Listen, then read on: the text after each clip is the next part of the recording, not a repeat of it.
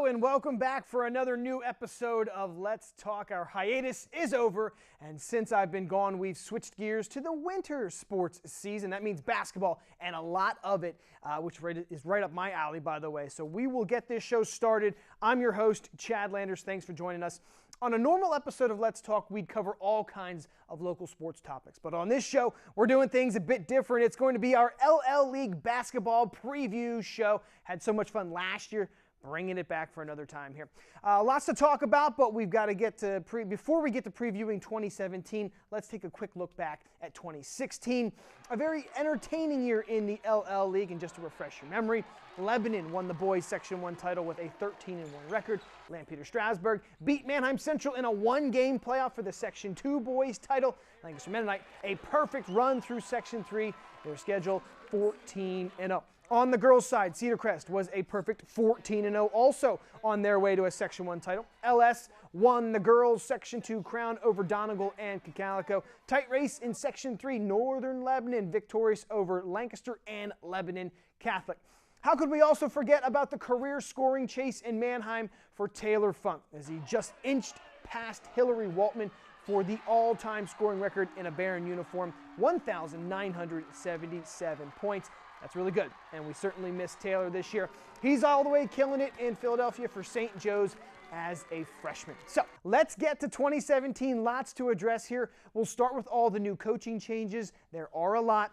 How about 5 brand new LL coaches on the boys' side? Kevin Dolan is now in charge of Donegal. William Sanchez leads Lebanon Catholic. Thad Rittenhouse is in at Pequea Valley. And here's probably the most interesting change. Charlie Fisher leaves the Ephrata boys program to go back to Mannheim Central, so Jonathan Treese steps in to fill his shoes in Mounts Country. We will have much more on that coaching carousel in just a minute. To the girls' side now, 3 new coaches here. Thomas Bachman at Donegal, Ryan Shannon at Anvil Cleona, and Kendra Beitel at Hempfield, which means a lot of veteran coaches still remain in girls' LL League position. Okay, as promised, we've got a lot to talk about and only 30 minutes to do it. Right now, we need to step aside to pay those bills, but when we get back, we're focusing on the biggest coaching change this offseason. It completely changed everything for the Ephrata and Mannheim Central boys basketball programs. That and a whole lot more coming up next on Let's Talk. Stay with us.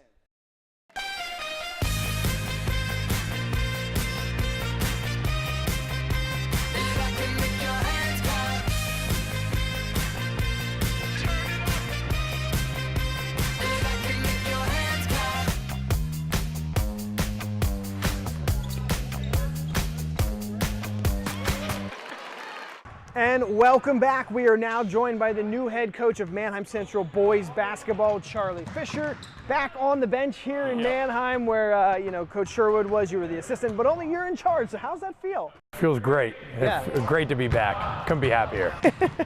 All right, so we have to kind of go back and talk about the decision to move from Ephrata to here. By the way, Ephrata's program doing really well. So some kudos to you for kind of getting them heading in the right direction. But you decide to come back here. Yes.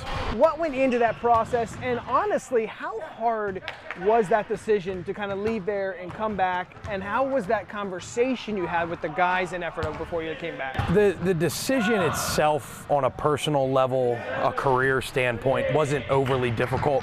But what was difficult was when you think about the players and who you're going to negatively affect for the time being. So the decision is difficult when you're looking at a 1 or 2 year window. But when I was looking at a career, it wasn't overly difficult when I'm looking at the career perspective, because I love my teaching job. I love the Mannheim community, and it just makes more sense for my family for me to go to one location and stay there. Again, it was hard to say bye to the guys. So now we go forward with this season. Yeah. There's no longer a 6'9" guy hanging out on offense and defense for you guys. Taylor Funk, he's gone. He's at St. Joe's. He's absolutely killing it, by the way. Yes, he is. Really like what he's doing. What does this Mannheim Central team kind of have? What's the makeup of this year's team? Well, we do have the surprise factor, because I'm sure there are a lot of people that have written us off to this point because, I mean, you can't replace a Taylor Funk. But we have 2 starters back. We have Jake Novak and Connor Hostetter, and we have a lot of juniors and freshmen and a couple sophomores that just love to play basketball, and we have guys that are dedicated, willing to work hard, and they listen. They listen to everything I say, everything my coaches say, and it's been awesome. But I think we do have the surprise factor in our back pocket. That helps us. Okay, so that'll work in your favor, except that you're going to play in Section 2. Yes, we are. Section Yes, we 2 are. is going to be tough. There's insanely tough. Really good teams, right? So kind of tell us a little bit about what you foresee going on in Section 2 and how Manheim fits in there. I mean, Section 2 top to bottom is going to be great. You have great players, you have great coaches, great teams, and where we fit, I honestly don't know yet. And I mean, on Tuesday we had a scrimmage. It was the first time I ever coached these guys. First time. I mean, in an actual real game with officials and a clock, and it was the first time, and it was kind of cool, and I was happy with how everything turned out. To say where I think we should fall, I'm not sure, but I do know Ephrata is back, and they're tough, and they know what to do, and they know how to win. Motivated. Totally motivated, and you have, I mean, LS, the Beers boy, going back, and Ryan Smith, and I mean, I don't think Garden Spot's being given enough credit. They're another surprise team, I think. They have some great players, and I mean, top to bottom, every team, every coach has something to work with in our section, and that's a cool thing. Section 2, it's fun. Good. Definitely. Yeah. We're looking forward to that for sure. Yeah, definitely. So you have to follow Coach Sherwood and what he's done here in his second stint with the Manheim coaching. Built kind of a legacy here. I mean, they had a really good run. So are you looking forward to building on to what he has established? And also, is it going to be hard to get out of his shadow of what he's done? How does that work? The first thing I said to the guys, and I mean this wholeheartedly, we aren't restarting everything. We're just keeping the program going. I'm not the type of person that worries about a shadow or anything like that in the minds of people. If we lose a couple games in a row this season and they say, I wish Coach Sherwood was back, well, he's a great coach. Of course. I mean, who wouldn't want Coach Sherwood to run their program? Him and I talk all the time. He's my mentor. He's taught me just about everything that I know when it comes to the coaching aspect of basketball. But these guys, they've bought into everything that I've said to them. It's a lot of the same language that has been used before. We did put in a different offense, something that is new, and a couple defenses that we're trying to work with. But all in all, I've been in the community for 9 years. I love it. I'm just gonna put my all into what we got, and I enjoy competing, and I enjoy being around kids, and that's why I do this, and that's why my wife allows me to do it, because she sees the passion that I have for coaching. Well, we appreciate it. Thank you so much for talking with us. Definitely. And good luck this season. We're excited to kind of see what actually goes on with the program. Yeah. Thank you. Should also mention, last game of the season is here in Manheim against the Ephrata Mounts. Yes, it is. So it should be a lot of fun. Yes, it is. We're looking forward to that. Thank you. I'm sure you are too. Yeah. Yep. We got Cedar Crest first. Oh, nice. Great answer. As always, love to chat with Coach Fisher. Wish them the best of luck as the season gets underway. But we're not done with the ramifications of Coach Fisher changing programs. He really had the Ephrata Mounts headed in the right direction. First winning season in quite some time, and almost everybody returns for the Mounts, so we decided to pay them a visit to see how they're adjusting to a new man in charge. I live in Ephrata. I'm a community member. I have been for 5 years. It's been a dream of mine to want to coach in my own community. Well, that dream has become a reality, as Jonathan Treese is now the newest head coach of the Ephrata boys basketball program. He takes over for Charlie Fisher, who went back to Manheim Central to run their boys program. The current Mounts players say that was tough to deal with, but they're moving forward in a new positive direction. It was a little tough, but we're getting through it. Coach Fisher is a really good coach, but Coach Treese is also a really good coach, and we're really liking him, and he's letting us kind of have a say in what we do this year. He's been really good for us. He's kept us going and stuff, so really thankful for him. He's came in late notice. I mean, you can't really do much after that. You guys can all split up in these 4 lines. A late start to his tenure as Mounts head man in charge, but Coach Treese has a lot of talented players on the roster, which should help ease the transition. Right away, I noticed that we have some excellent leadership. Guys have played a lot of minutes. They've been a part of a winning season now. They've learned a whole lot about winning. Feeling really good. I think we got a strong 5 and we got a good bench, and I think we have a really good chance. Everybody's returning, and we all have at least 3 years under our belt, and especially Sam, he's got 4, so. We kind of can do almost anything. We can run, we can play defense, so we kind of have all the pieces. We just need to put them together and make it a good year. You know, for a coach to come in and walk into that, that's like a coach's dream because that makes life a whole lot easier for you. With all their talent, the Mounts will be a marked team this year in Section 2, so they'll have to lock in on their vaunted defense, push the pace on offense, knock down those three-pointers like they did last year. If they do all of that as one cohesive unit, there's no way they'll be left out of the Section 2 title race this year. Center up! Last year we watched the game on TV, the section championship game, and we were all kind of a little bit mad about that we weren't in that. So I think everyone has a little bit of a chip on their shoulder. We have a really good shot at winning the section. We know that we won section title, but one game at a time. We should definitely win a lot of games, a lot more than, I think we should win like 5 or 6 more than last year. I don't see any reason why we should ever shy away from our upperclassmen committing to those goals. So there you have it, a couple of major storylines from boys hoops in the LL League, but we have so much more still to come. Next up, we're joined by a special guest expert on LL basketball. It is John Walk from Lancaster Online, knows his stuff, and we will chat with him next. And welcome back to Let's Talk. We have got a great guest on the program, never been here before, so it's your very first time. It's sports reporter John Walk with LNP Newspaper, one of the best over there in the sports department, and we thank you very much for coming on in. Thanks for the kind words, Chad. Yeah, it's your first appearance here, so we have to be kind, so you want to come back, right? Well, for folks who aren't familiar out there, I did intern under Brian Cast many years ago, so everything I know I learned from him. Oh, right? wow. Well, you're doing good for yourself. All right, so we have you on here because your beat for the newspaper is boys basketball. So we want to get you in here, get everything you know about it. You've been out and about to all the practices.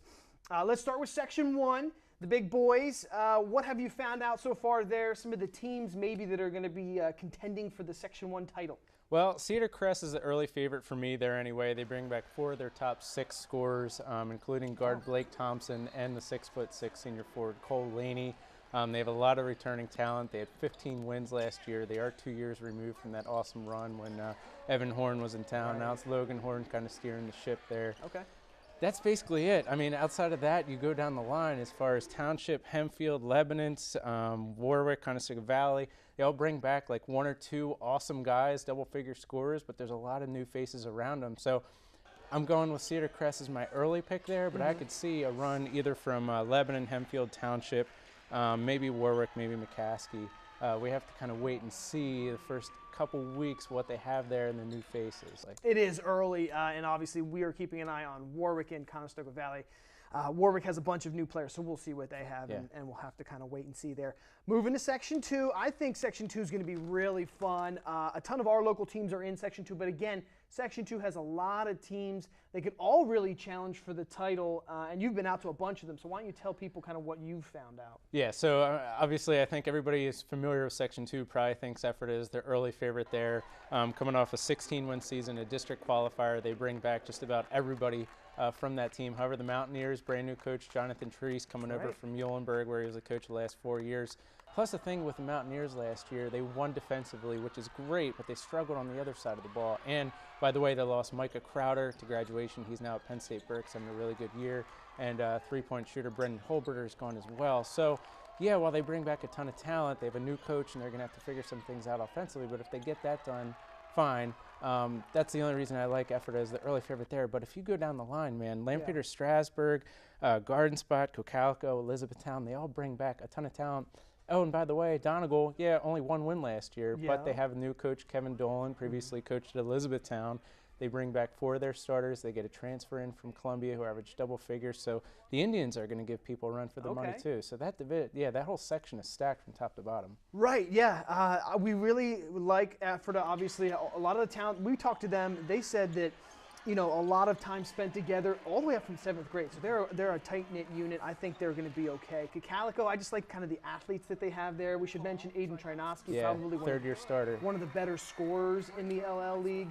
And second-year coach for the Eagles and Seth Sigmund. That's right. Now second year under their system. And then Garden Spot. We shouldn't sleep on Garden Spot. Garden Spot's been giving us some flack for sleeping on them. Yeah, 15 wins. They did lose some size to graduation, but they have a senior guard there in Jordan Jordan Shoebridge averaged almost 14 a game. Keontae Nunn is back there. They have a lot of guards back, so they're going to be pushing the pace and probably shooting a lot from the perimeter. I don't know. I don't see anybody really sizable in that section outside of Lampeter Strasburg with the forward Ryan Smith. He's already committed to East Stroudsburg. Oh, and while we're talking about LS, they get the transfer. Isaac Beers played for the Pioneers 2 years ago, played at Lancaster Mennonite last year. Now he's transferred back to Lampeter Strasburg. So you have a really awesome guard in Isaac Beers, really awesome forward in Ryan Smith at Lampeter Strasburg, and it's a second year under their head coach there as well. Yeah.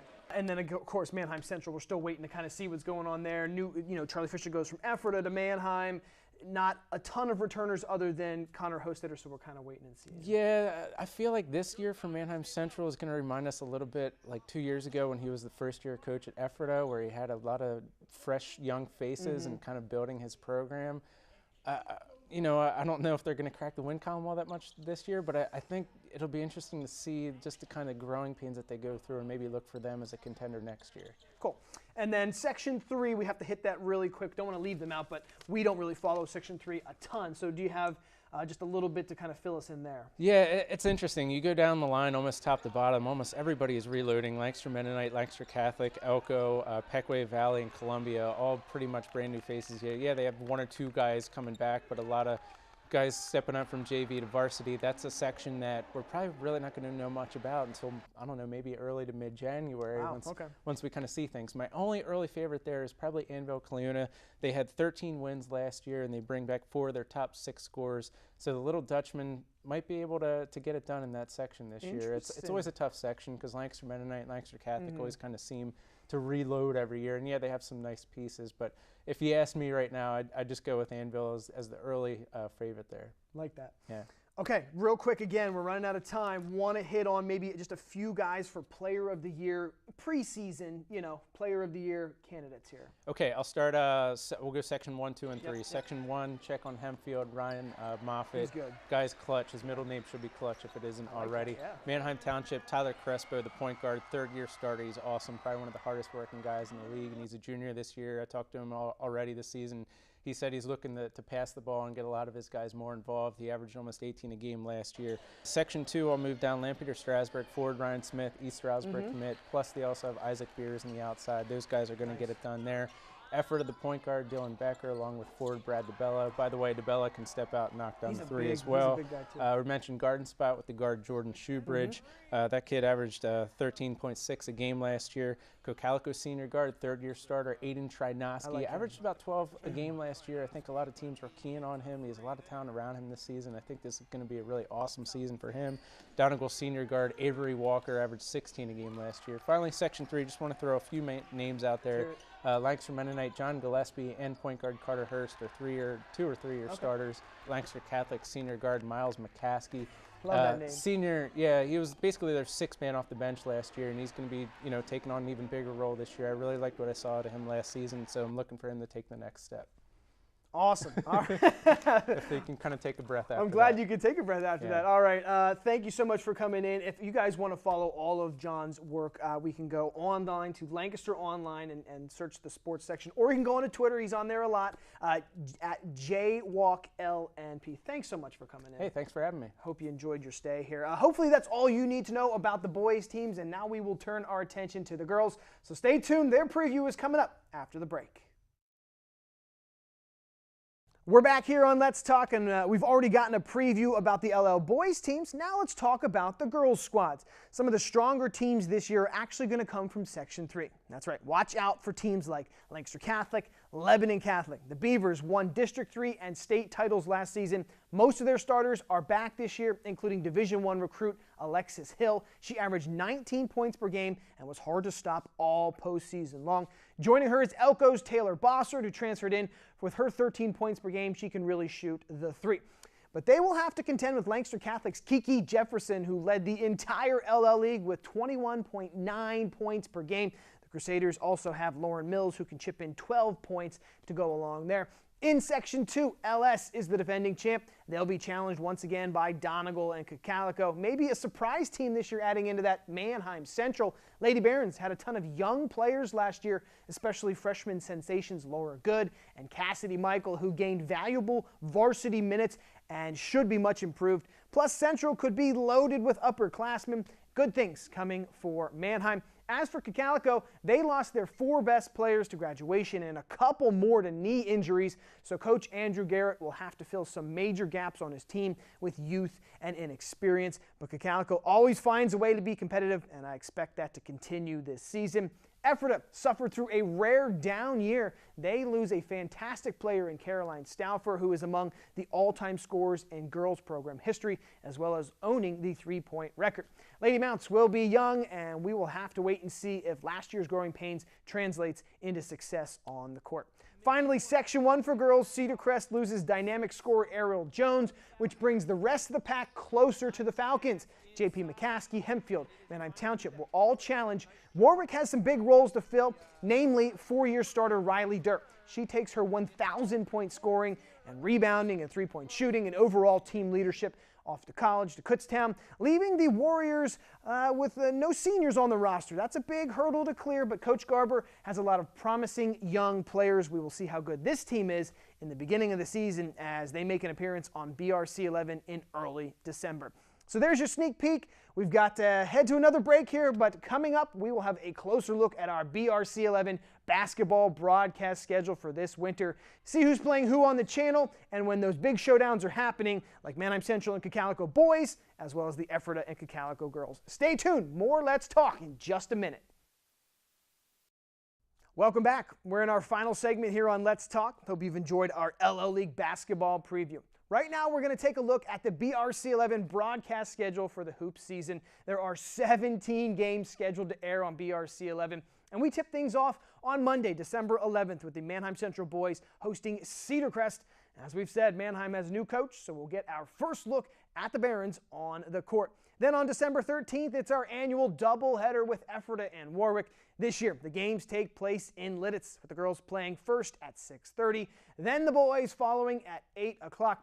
Join us for what is always a great night of basketball on the channel. There's plenty more exciting matchups on the court that we have live on BRC 11 Wednesday, December 20th. Cocalico Lady Eagles face the Ephrata Lady Mounts. Right before Christmas, we've got a wild showdown on the boys' side between Section 1 rivals Hempfield and Warwick. Of course, there are plenty of good ones in the new year as well, like this juicy matchup between Ephrata and Manheim Central boys, January 12th. Coaching storylines alone will be fun to follow here, not to mention all of the talent that they have on the basketball court. For a complete list of our basketball broadcast schedule, go over to our blog, news11sports.tv. Check things out over there. It's going to be another fantastic winter season, so make sure you join us for all the fun. I'll be a part of our broadcast once again this season. Really love for all of you to tune in and enjoy our coverage. But for now, that will do it for another new episode of Let's Talk. Hope it was helpful in getting you ready for another basketball season, because winter is finally here. Thanks for tuning in. I'm Chad Landers, and I'm sure we'll have more to talk about next time.